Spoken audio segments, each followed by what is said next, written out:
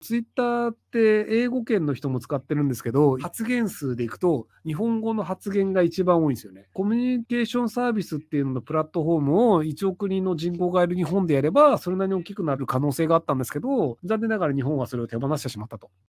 フランスの悪いところを教えてください。人が働かない。なので、チップもないので、で、労働者が、労働者保護がやたら進んでるので、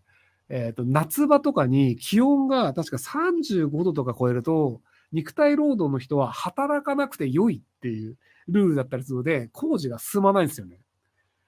で、そのなんかね、雨だったかで、なんかの天気が悪いと、それも働かなくて良いみたいなルールだったりとか、で、なんか、環境が悪くなって病気になるとかだと、それは環境が悪いから、その環境を整備してるまでは働かなくて良いとか、その働かなくて良いのルールがやたらいっぱいあるんですよ。なので、労働者としてはすごいいいんですけど、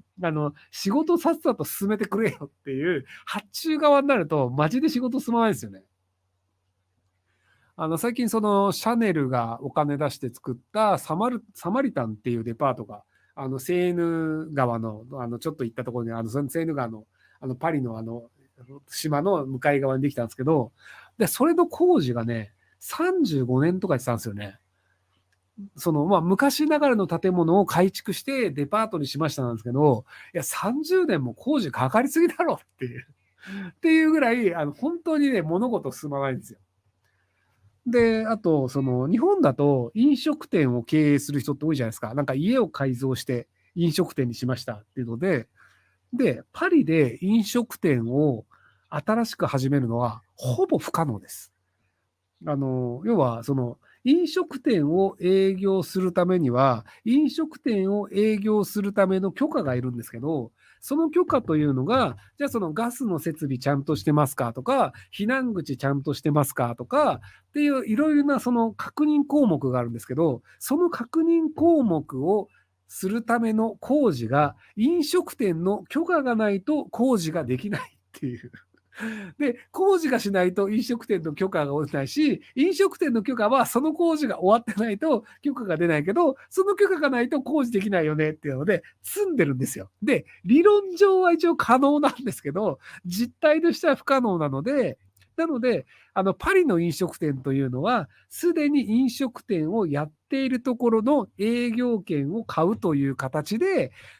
飲食店を買って、そこで営業するっていうので、ずっとそのカフェが、名前は変わるんだけど、別のカフェのままで営業するみたいな感じで、新しくて飲食店をパリで作るは、ほぼ不可能なんですよ。っていうのでいくと、じゃあなんかサラリーマン辞めて飲食店やりたいっていうのが一軒家の人が、じゃあ家改造してできるわっていう自由度があるのは、やっぱりその日本の良さなんだなと思うんですけど、なのでそういう感じで、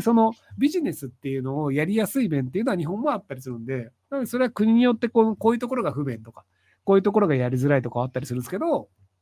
でもなんかまあ、いいところと悪いところもありつつ、この国はこういうところがいいし、この国はこういうところが悪いよねっていうのがあって、多分理想のなんか、どこをとってもこの国のが良いよねっていうのはあんまないと思うんですよね。なので人それぞれで、なんかこういう国の仕組みの方が暮らしやすいよねとかっていうのを選んで、住みたい国に住むっていう風にした方が、割と人は幸せになれると思うんですけど、ヨーロッパで生まれた人の場合って EU なので、オランダで生まれた人が、やっぱドイツのがいいわとか、スペインのがいいわとかっていうので、そのスペインで働くとか、そのドイツで働くとかっていうのもできるんですけど、日本の場合だと日本で生まれると日本でしか働けないんですよ。他の国で働くためには基本、その労働ビザというのが必要になってしまうので、なので、割と日本の人の場合は日本でしか過ごせないというのがあるので、なかなか日本の中で何とかしなきゃいけないっていうふうになるとか、日本はすごいんだ、最高なんだって思い込もうとするっていうのがあったりするんですけど、ヨーロッパの人の場合って、フランスマジダリーわ、じゃあ俺もスペイン行くわ、みたいなのが結構ザラにあるので、なので嫌なことに対してすぐ逃げるんですよね。で、まあ、もうこれはそんなもんでしょう、つって諦める。で、そうじゃない国に行くっていうのがあるので、そっちの方が個人は幸せになりやすいんじゃないかなって思うんですよね。で、アメリカの場合も、州によって考え方全然違うんですよ。なんかカリフォルニアみたいな税金めちゃくちゃ高くて、法律もめちゃめちゃ厳しいっていうところもあれば、ユタ州みたいな税金安いし、別に規制もほぼないので、勝手に自由に好き勝手すればっていうところもあったりするんですよね。なので、今だとアメリカ全体で大麻 OK ですけど、昔だと大麻が違法な州とコロラドは合法で売ってもいいよみたいな、要はその州によって大麻で捕まる州と大麻売っていいっていう州が違うんですよ。で、その州の境を越えればっていう。っていうぐらい、その州によってルールが違うので、なのでヘルメットをつけなきゃいけない州もあれば、バイク乗るときね、ヘルメットをつけるのが、ヘルメットをつけなければいけないという法律を作ること自体が禁止されてるフロリダの街みたいなのもあったりするとかっていうのもあったりするので、なのでヨーロッパは国が変わるんですけど、アメリカの場合はその州ごとに法律が違うので、自分の好きな、俺はこういう生き方がしたいなっていう州に住むみたいな。テキサスみたいに銃持って撃つのが当たり前だよねっていうところで暮らしたい人はそうだし、銃がないところのがいいよねっていう人であればシアトル行った方がいいみたいなっていうのもあったりするので、自分の住みたい国とか地域とかっていうのが選べるっていう方が幸せになる割合は高くなるんじゃないかなというふうに思う昨今だったりします。先日親友と飲んだ際、運についての議論になりました。彼は孤児で頭はすごく良いのに高卒で苦労しています。今風に言うと親ガチャに恵まれなかったというのでしょうか。でも家庭を持ち幸せになるべく努力するナイスガイです。彼曰く今の時代の日本に生まれたこと自体幸運だ。1000年前に生まれてたら死んでる。スーダンあたりに生まれてても死んでる。ほら、俺幸運だろうと。今の日本人は人類史ベースで見ると運に恵まれています。幸運ってどのようなものだと認識していますか？ですね、ジンバブエで同じ質問をしたことあるんですよね。で、僕がその体験したこととは別に、他のその国で自分が幸せであるかっていう、アンケートを取るっていうのって結構世界中でやられてるんですよ。で、それを見る限り、日本人の幸福だと感じる率はだいぶ低いです。で、アフリカに住んでる人の方が、自分が幸せだと感じるとに、アンケートで答えてる人が多いです。なので、スーダンあたりだったら不幸だろうって思われてるんですけど、多分スーダンに住んでる人の方が幸せに感じてるんじゃないかなと思います。結局何をもって人が幸せだと感じるのかっていうので、アフリカに住んでる人とかだと、晴れてると幸せって成立するんですよ。で、日本に住んでる人で、晴れてて幸せって言ってる人ってあんま見たことないんですよ。で、パリも晴れてると幸せめちゃくちゃ多いんですよ。もともと曇ってる日が多いっていうのがあって、で、日向ぼっこ好きだよねっていうのもあったりするので、なので、夏場とかはこう晴れてる日があるから幸せだよねなんですけど、その春先とか冬とかでも、晴れるとみんな日向ぼっこをして快適だよね、幸せだよねっていうので、晴れて外歩くだけで幸せを感じられるんですよ。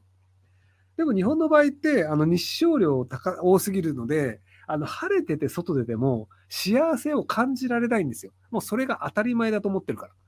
なので、蛇口をひねって水が出ないところに住んでる人は、蛇口をひねって水が出ると、すげえ便利ってなるんですよ。でも日本は蛇口をひねって水が出るのが当たり前なので、それが幸せだと感じないんですよ。